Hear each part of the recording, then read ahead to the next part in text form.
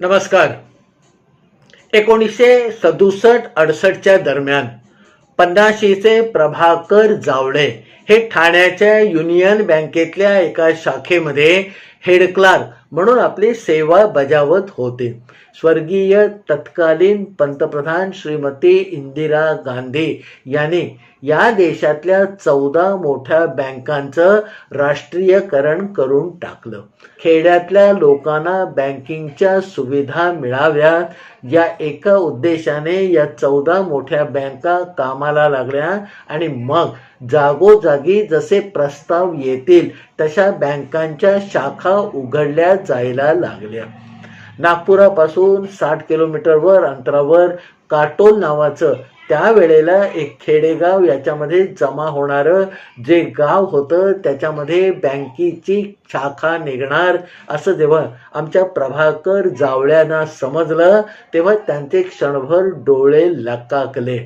डोळे लकाकण्याचं कारण इतकंच होतं की त्या बँकेमध्ये जर आपल्याला आपली उर्वरित सेवा बजावता आली तर अगदी घरामध्ये नाही पण घराच्या जवळ राहून आपल्याला आपली नोकरी आणि कुटुंब दोन्ही सांभाळता येईल असा साधा विचार या प्रभाकर जावळ्यांच्या म्हणजे मूळ नागपूरकरांच्या गृहस्थांच्या मनामध्ये होता.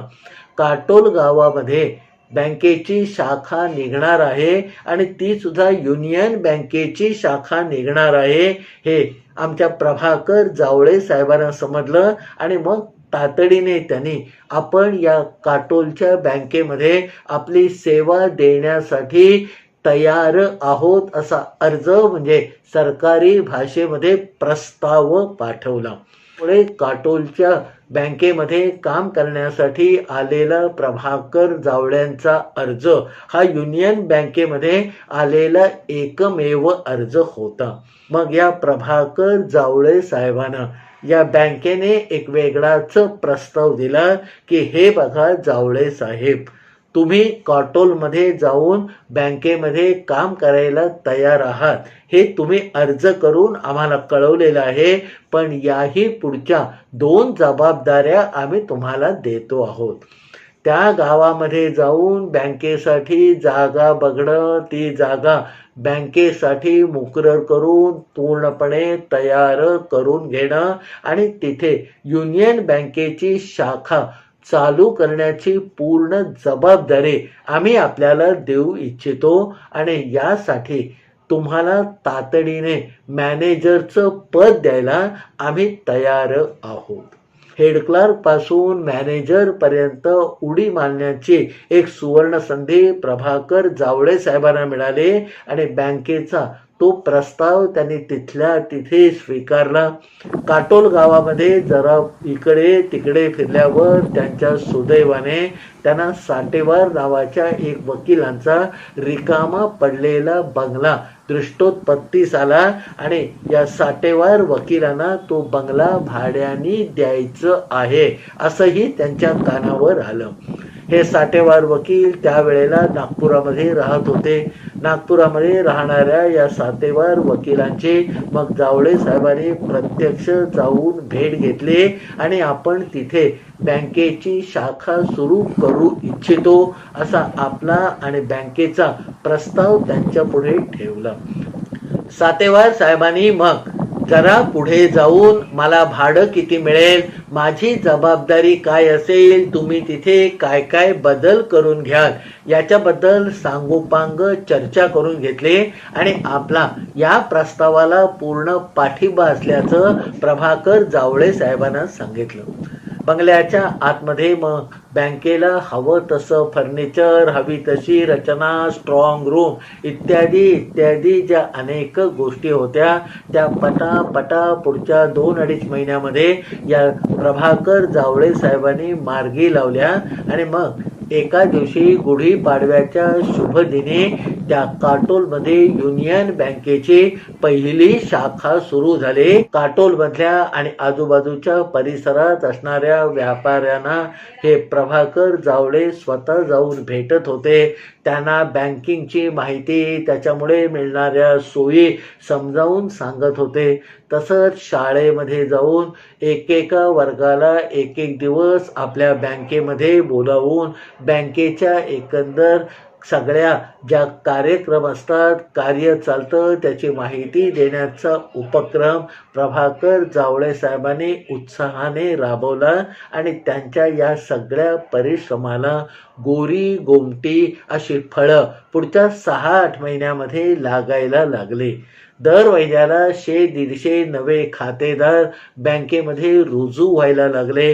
बँकेच्या ठेवी हळूहळू वाढायला लागल्या आणि पुढच्या 2 वर्षामध्ये काटोलसारख्या शहरामध्ये आमच्या युनियन बँकेच्या नवीन शाखेचा जम प्रभाकर जावळे साहेबांनी पक्का जमवून टाकला. असं होता होता 1972 साल उजाडलं आणि त्या 72 सालातल्या जून महिन्याच्या पहिल्याच आठवड्यामध्ये काटोलमध्ये पावसाने संततधार धरले. न भूतो न भविष्यती असा काहीसा पाऊस काटोलमध्ये जूनच्या पहिल्या आठवड्यामध्येच पडायला लागला. 8 दिवस लोकांना सूर्यदर्शन घडलं नाही, पण सातत्याने कोसळणारा पाऊस बघून या काटोलमधल्या लोकांना हळूहळू धडकी भरायला सुरुवात झालेली होती. एका शनिवारी असंच संध्याकाळी आपलं बँकेतलं काम उरकल्यानंतर या पावसाच्या रिपरिपीमुळे थोडंसं वैतागून मग हे प्रभाकर जावळे साहेब आपल्या बिऱ्हाडी म्हणजे त्याच बँकेवर स्वतःच्या बिऱ्हाडासाठी त्यांनी ज्या 2 खोल्या त्या बंगल्यातल्या राखून ठेवल्या होत्या त्या खोलीमध्ये आले. आपल्या घरामध्ये आल्यानंतर मग संध्याकाळची सगळी जी काही कामं होती ती उरकली. आपला स्वयंपाक आपण केला आणि साधारण 10 वाजण्याच्या सुमारास बाहेर पाऊस तसाच तुफान पडत असताना जावळे साहेबांनी बिछाण्यावर अंग टाकलं. पाऊस असाच घनघोर पडत असताना त्या बँकेच्या आवारामध्ये म्हणजे समोरच्या अंगणामध्ये आजूबाजूच्या खेड्यामधले 10-12 धट्टे कट्टे तरुण जमा झाले आणि त्याने मोठमोठ्याने वर झोपलेल्या जावळे साहेबांच्या नावाने हाका मारायला सुरुवात केली.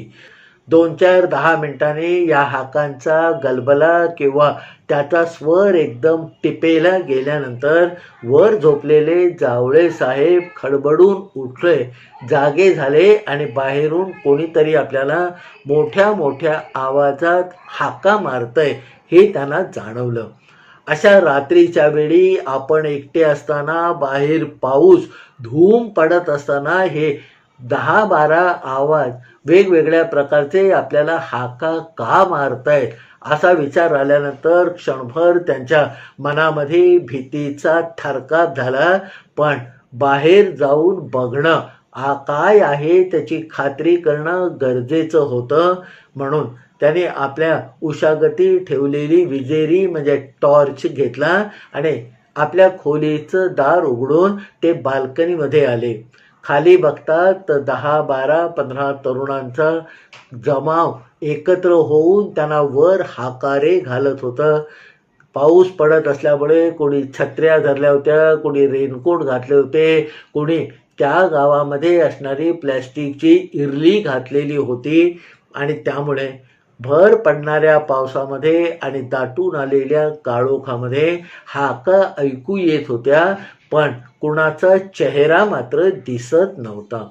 आपल्या हातातल्या टॉर्चचा प्रकाश मग त्यांनी खाली पाडला आणि मग थरथरत्या आवाजामध्ये जरासं बळ अंगी एकत्र करून जावळे साहेबांनी वरतून मग आवाज दिला की अरे कोण आहे, का मला हाका मारताय, का मला हाका मारतायत. हे म्हटल्यावर खालचे तरुण सगळे खुश झाले आणि मग त्याने पटापटा या जावळे साहेबांकडे बघून आपापली नावं सांगायला सुरुवात केली. एक म्हणाला मी चोचा, मी भिक्या, मी पांडू, मी मुंजा, मी सुकड्या. 15-20 तरुणांनी आपापली अशी नावं पटापटा वर बाल्कनीमध्ये उभ्या असणाऱ्या जावळे साहेबांना सांगितली. त्याच्यातले 4-5 चेहरे त्यांना ओळखीचे वाटले, पण नक्की हे कोण आहेत याची मात्र त्यांना मनाला खात्री होत नव्हती. कदाचित आपल्या बँकेमधले ठेवीदार असतील आणि म्हणून यांचे चेहरे आपल्याला जरा ओळखीचे वाटतायत असं जावळे साहेबांना वाटलं. मग त्या खालच्या लोकांनी सांगायला सुरुवात केली. गलबल्यामध्ये ते बोलायला लागले की साहेब आत्ताच्या आत्ता तुम्हाला भेटायचंय, साहेब आत्ताच्या आत्ता तुम्हाला भेटायचंय, तुम्ही खाली येता की आम्हीच वर येऊ. जावळे साहेबांनी क्षणभर विचार केला की आपण खाली जाणं म्हणजे पावसामध्ये भिजण्याला आमंत्रण देण्यासारखं आहे. त्यापेक्षा या खालच्या लोकांनाच वर बोलावून घेऊया. आणि म्हणून मग असा विचार करून जावळे साहेबांनी ताबडतोब आपल्या बाल्कनीतून उभं राहून या खालच्या 15-20 धाट्ट्या कट्ट्या तरुणांना सांगितलं की अरे तुम्हीच वर या. असं बोलून मग जावळे साहेब मागे वळले आणि आपल्या घराची जी दरवाजाची मुख्य कडी होती ती काढली. जावळे साहेबांनी कडी काढेपर्यंत खालचे ते तरुण जिन्यानी दरवाजापर्यंत पोहोचलेले होते. पाण्याने सगळ्यांची अंग निथळत होती. त्यांच्या हातामध्ये कुठे अस्त्र शस्त्र आहेत की काय असं जावळे साहेबांनी एकदा निरखून घेतलं, पण तशी काही बाब नव्हती. थोड्या वेळाने एक एक करत ते 10-12 तरुण जावळे साहेबांच्या आत घरामध्ये आले आणि त्यांच्या दिवाणखान्यातल्या एका कोपऱ्यामध्ये जाऊन निमूटपणे ते उभे राहिले. कोपऱ्यामध्ये उभ्या असलेल्या त्या तरुणातल्या दोघांनी मग जराशी हिम्मत करून एक एक पाऊल टाकत अंतर कापत जावळे साहेबांच्या समोर येऊन ते उभे राहिले. आणि त्यांच्यापैकी एकाने आपले ओळख करून दिली, साहेब मी मुंजा. तर दुसरा लगेच म्हणाला, साहेब मी सुकड्या.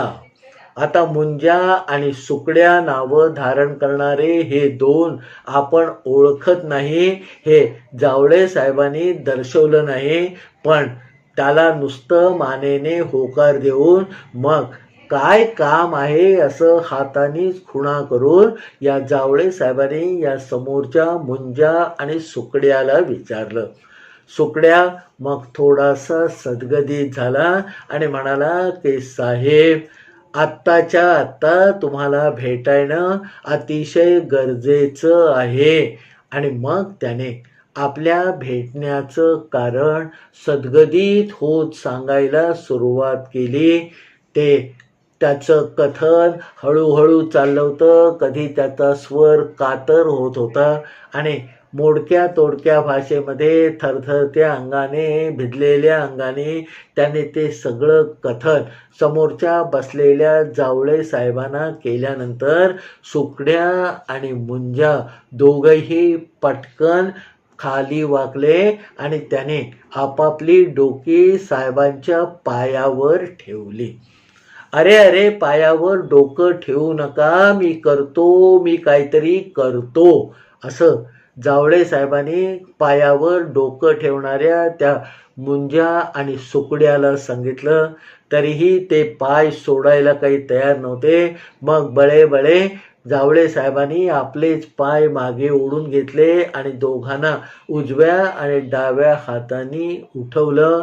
तरीही त्यांचा हेका सुरूच होता की साहेब हे काम आत्ताच करायला पाहिजे.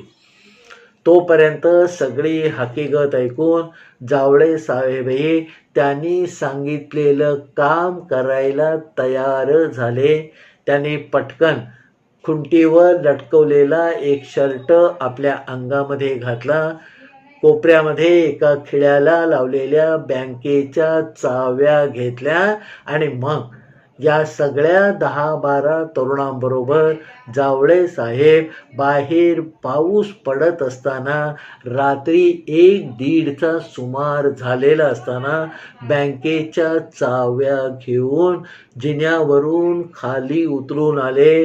बँकेच्या मेन गेट जवळ गेले आणि आपल्या जवळच्या चाव्यामधल्या चाव्या लावून त्यांनी एक एक करत बँकेची दोनही दरवाजे उघडून टाकले आणि मग बँकेमध्ये जाऊन आपल्या जागेवर बसले.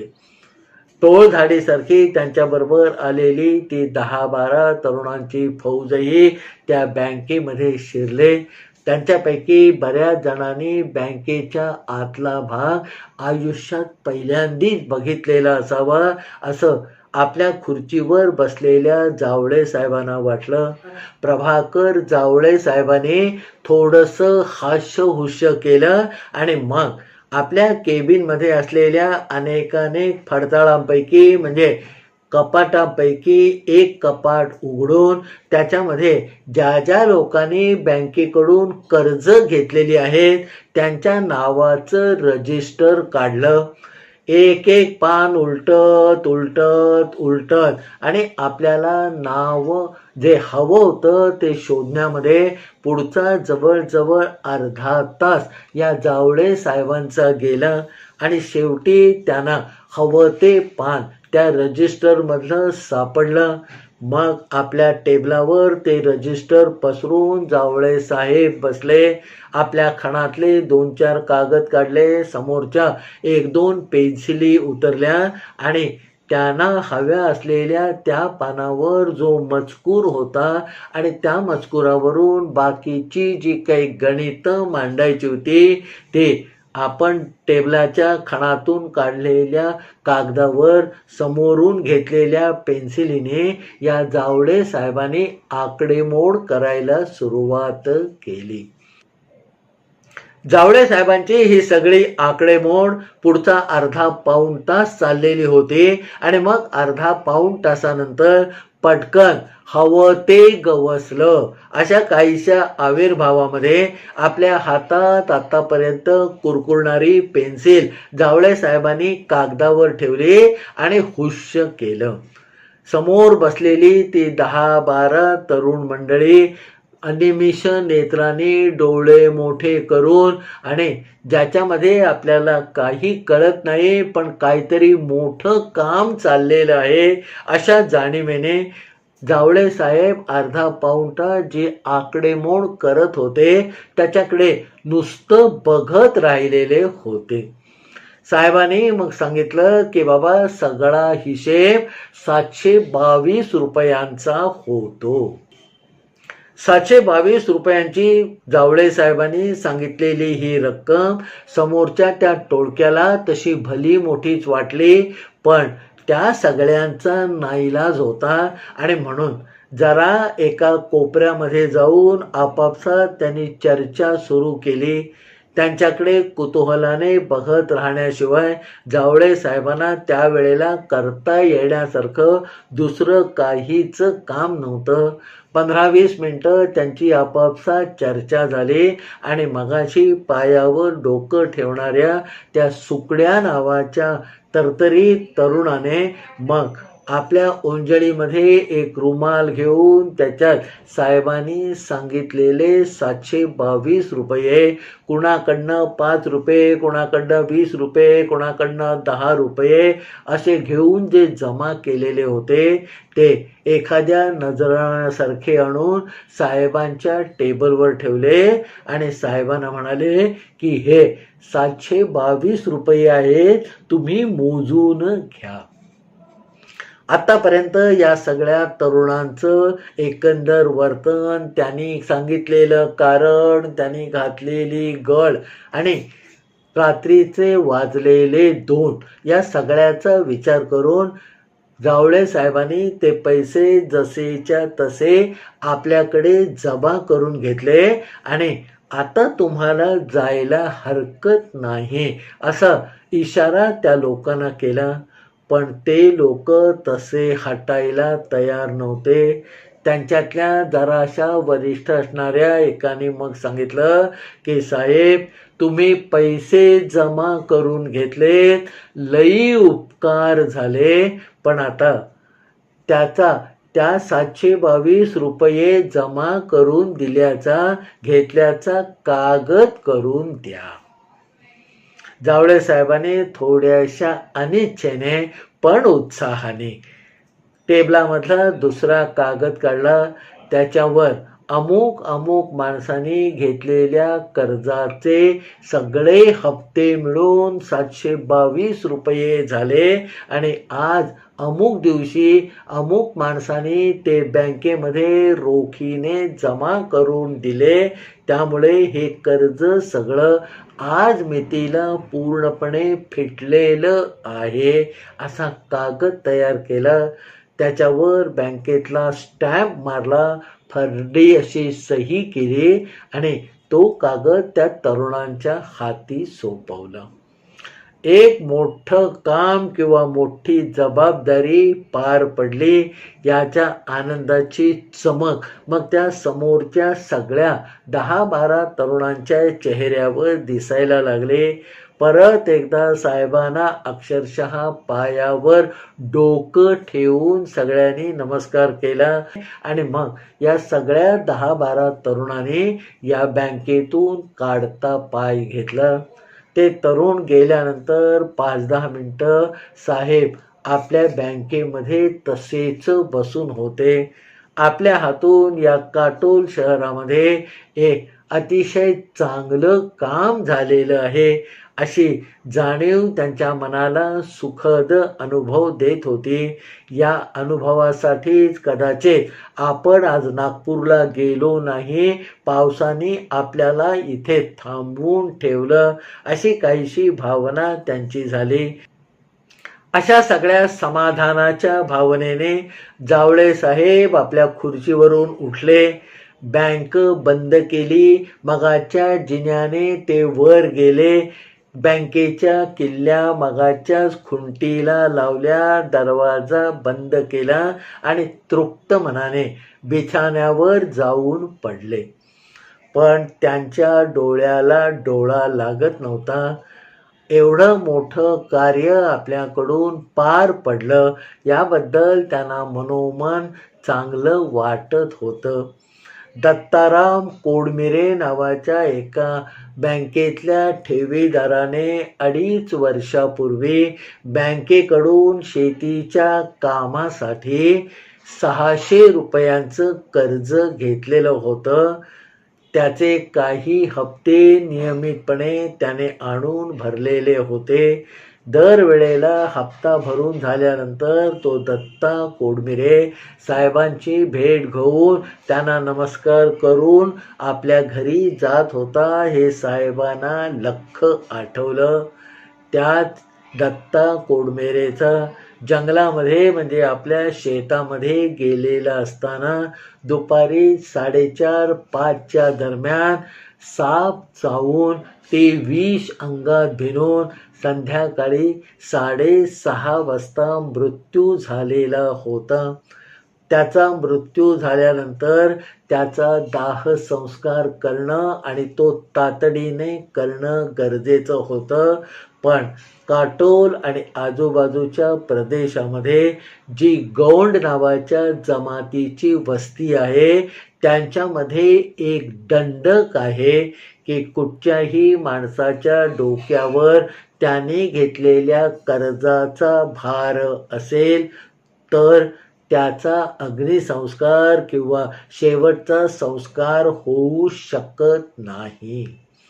दत्ता कोडमिरे गतप्राण झाल्यानंतर त्याच्यातल्या घरातल्या लोकांनी बँकेतून यांनी कर्ज घेतलेलं आहे आणि त्या कर्जाचा भार याच्या डोक्यावर आहे याची स्पष्ट कल्पना त्यांच्या गावकीतल्या भावकीतल्या लोकांना दिली आणि त्याचं ते कर्ज फेडण्यासाठी त्याच्या डोक्यावरचा कर्जाचा भार उतरवण्यासाठी भर पावसामध्ये आपापल्याकडे असणारे 2-5 रुपये जमा करून हे कर्ज बँकेमध्ये जाऊन आत्ताच्या आत्ता फेडायचं या ईर्षेने, जिद्दीने, निश्चयाने 10-12 तरुण बँकेच्या आवारामध्ये रात्री 12:30 वाजता जमा झाले होते आणि तिथून ते वर जावळे साहेबांना हाका मारत होते.